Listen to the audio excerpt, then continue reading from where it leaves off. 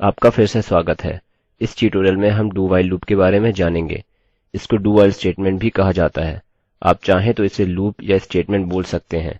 इसका आधार while loop के समान है, हालांकि कंडीशन लूप के अंत में जांची जाती है, न कि प्रारंभ में। हमारे पास डू है, हमारा ब्लॉक कर्ली कोष्ठकों में है और अंत में व्हाइल है। फिर कंडीशन यहाँ पर है, अतः यह शर्त है। अब मैं एक छोटा प्रोग्राम लिखने जा रहा हूँ। मैं चाहता हूँ कि हर बार संख्याओं की वृद्धि करूँ और प्रत्येक लाइन पर एको हो, जैसा कि मैंने मेरे व्हाइल लूप में किया। अब कंडीशन है, जब संख्या 10 पहुँचती है, मैं चाहता हूँ कि नेम नामक एक वेरिएबल दूसरे नाम में बदल जाए, जहाँ पर लूप समाप्त हो जाएगा। मैं शुरू करने के लिए num इक्वल्स टू 1 टाइप करता हूँ। फिर मैं नेम को एलेक्स टाइप करूँगा। लूप की कंडीशन जो मैं चाहता हूँ है while name is equal to Alex। जब तक name is equal to Alex है, यह लूप करेगा। अतः किसी स्थान पर हमें एक विशिष्ट कंडीशन करनी पड़ेगी। नेम को बिली में बदल दीजिए और फिर लूप आगे नहीं बढ़ेगा, क्योंकि नेम अब एलेक्स के बराबर नहीं है। अब हम डू लूप के भीतर एक इफ स्टेटमेंट सम्मिलित करेंगे।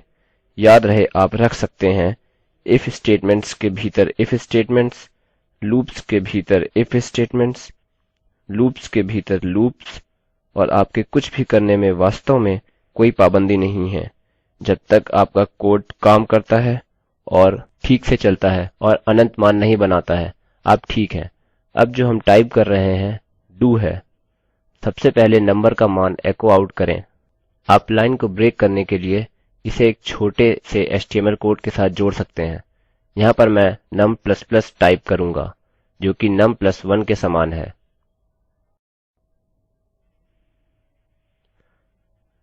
फिर मेरा इफ स्टेटमेंट,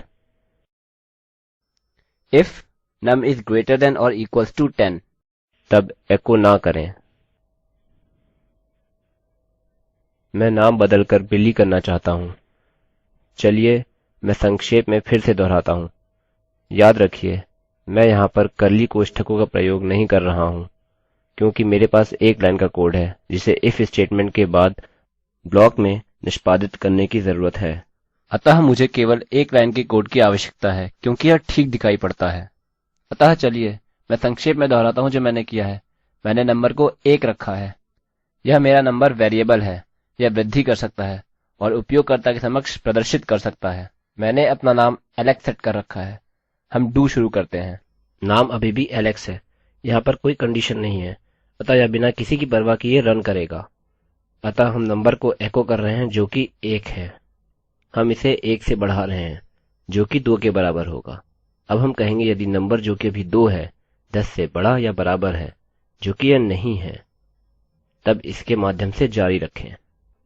यह नहीं है, अतः इसे छोड़ दीजिए। यह कहेगा name is equal to Alex और फिर पुनः सबसे ऊपर जाएगा। यह अभी भी 2 होगा। इसका मतलब लूप कोड के इस ब्लॉक में फंसा है। यह 2 एको करेगा। यह 1 जोड़ेगा और कहिए 3, और फिर यह कहेगा if 3 is greater than or equals to 10। अतः नेम बिली में नहीं बदला है। बजाय इसके यह बाकी अपने कोड को जारी रखेगा। नेम अभी भी एलेक्स है, अतः लूप जारी रहेगा। इस मामले में यह तब तक जाएगा जब तक यह 10 तक ना पहुंच जाए, किंतु 9 उपयोगकर्ता के लिए एको होगा। अब num 10 हो जाएगा इफ कंडीशन सही हो जाएगी। नेम बिली सेट करते हैं और while कंडीशन में यह एलेक्स के बराबर नहीं होगा, अतः while लूप रुक जाएगा और नीचे यहाँ कोड जारी रहेगा। अतः चलिए इस कोड का निष्पादन करते हैं। इस पर क्लिक करें। अच्छा, तो हमें 1 2 3 से लेकर 9 तक सभी मिल गए। स्पष्ट रूप से हमारी कंडीशन पूरी हुई है। हमारा नेम बिली में बदल गया है।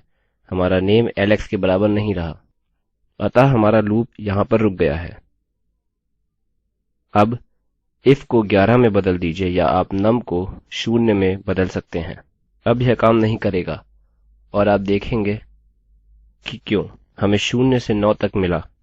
इसका कारण आपको शुरुआती नंबर है। यह क्या करेगा कि जैसा मैंने पहले बोला था, यह वर्तमान के नंबर को एको करेगा, फिर उसमें 1 की वृद्धि करके बदल देगा और फिर यह इसकी इफ स्टेटमेंट में तुलना करेगा। अतः आप जो तुलना कर रहे हैं, जो आप देख नहीं सकते, यदि आप इसे 11 में बदल देते हैं, आप इसकी तुलना 11 से करेंगे, फिर इसे बिली में बदलेंगे और फिर यह लूप रुक जाएगा। हम कभी भी 11 का मान नहीं देख सकते, यह केवल एक भीतरी तुलना है। यदि हम इसे रिफ्रेश करते हैं, हम देख सकते हैं कि अब यहाँ पर 1 से 10 तक है। यह मूलतः डू व्हाइल लूप है।